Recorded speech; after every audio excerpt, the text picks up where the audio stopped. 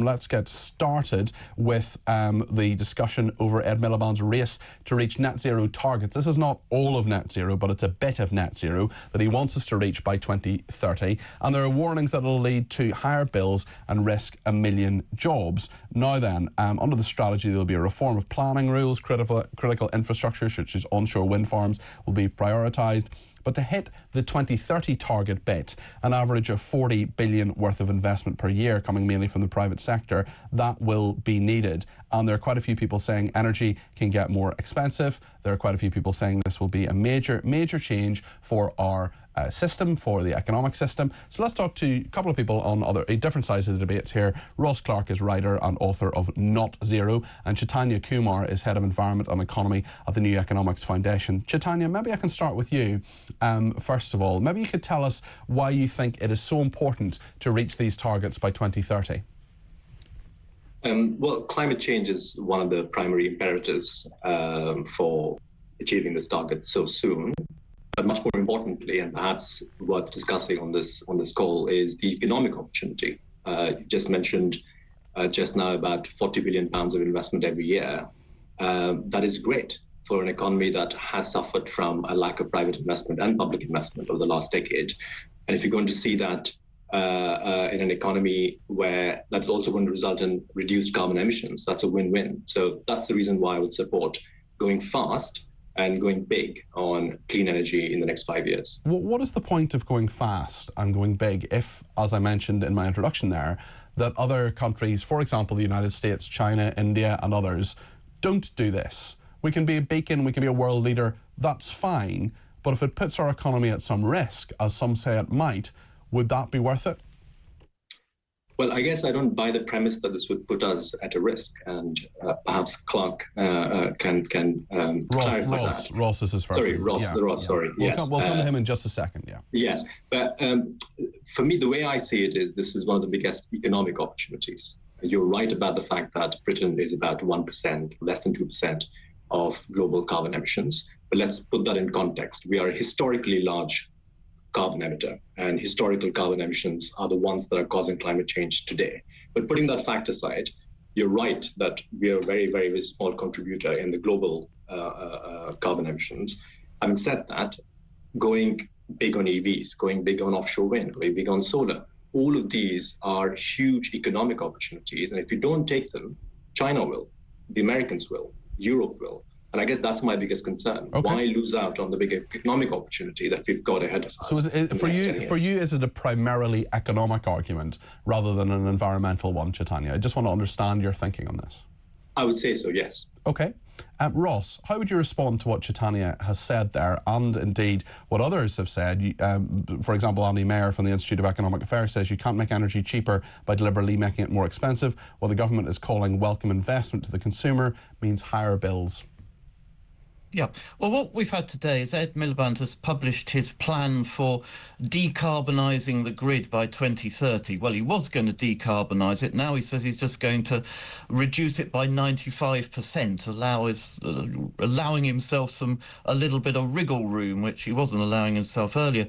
Now, for months ago, I asked Ed Miliband's office, what are you going to do?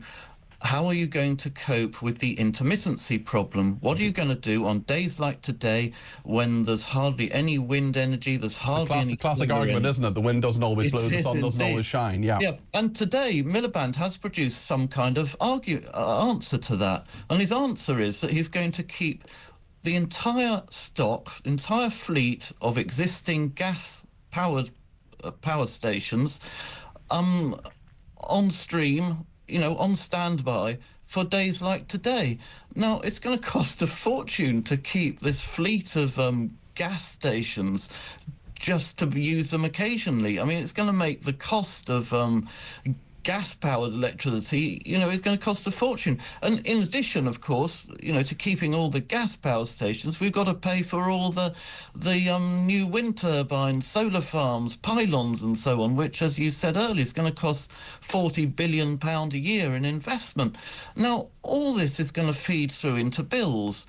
And possibly Ed Miliband is telling us it's all going to save us £300 a year. Now, I really cannot rationalise that figure.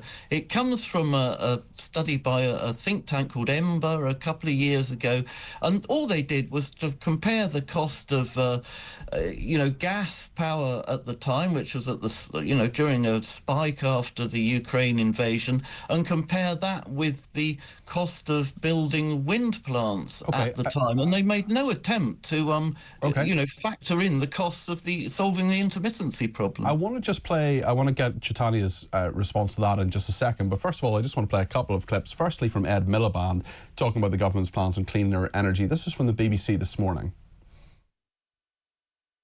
You pledged during the election campaign that every household's energy bill, or the average household energy bill, I should say, would be lower by about £300 by 2030. Is that still happening with all your plans?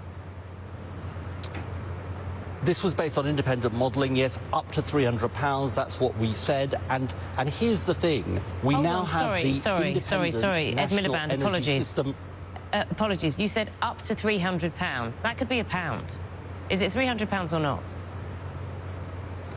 No, it's not going to be £1. Look, this was based on independent modelling, which is what we used in the election, that said that bills would be up to £300 lower in a clean power system. And what I was going to say, Naga, and this is really, really important, is we now have the National Energy System Operator, the independent body that has looked at these plans and says it's achievable, which is really important.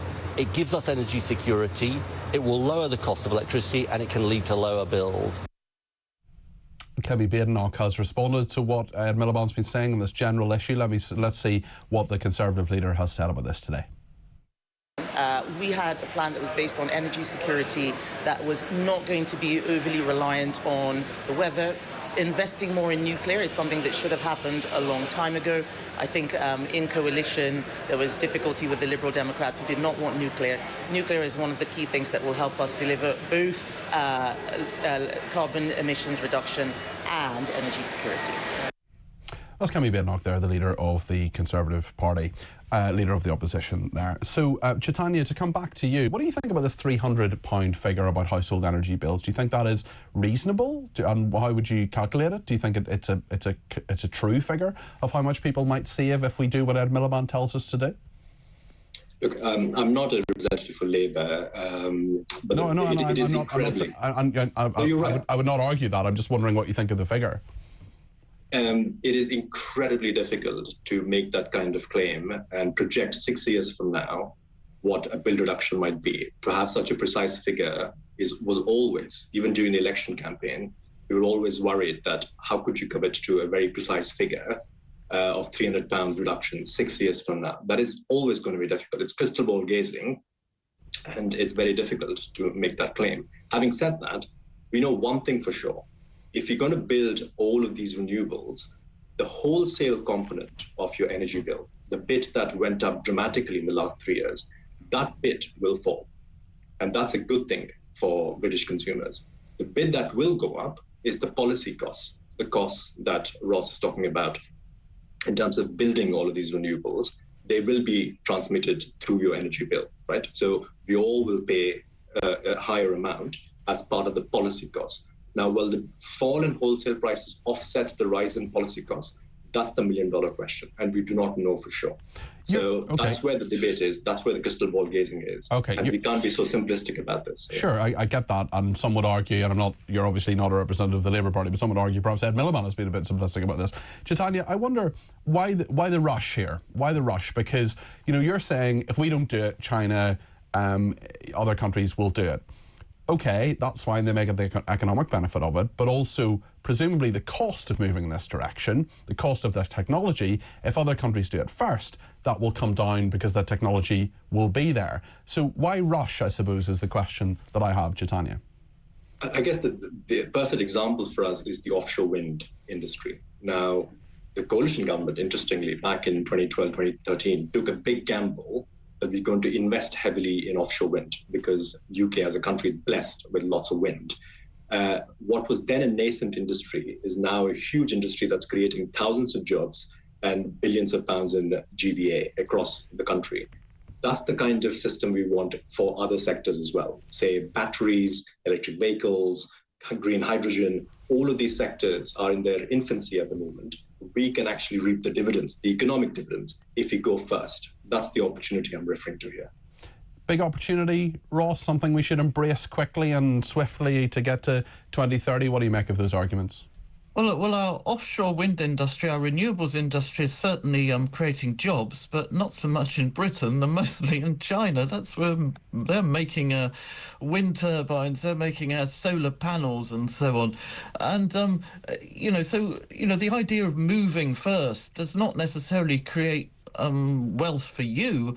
As the old saying, don't buy the prototype, buy the redesign. It's you're bearing all the costs of development, and other people later down the road will get the technology cheaper. But just ask yourself, why are so many of our manufacturing jobs drifting off to China?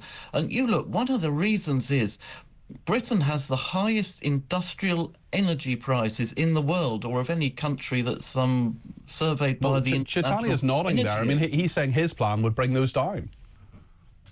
Well, no, we already have, one of the highest proportions of wind energy of any country in the world. And you think, why, are we paying, if wind is so cheap, why are we paying through the nose for our energy? And, wind energy is the marginal cost of wind energy is very, very cheap, of course, because you don't have to pay for the wind to blow.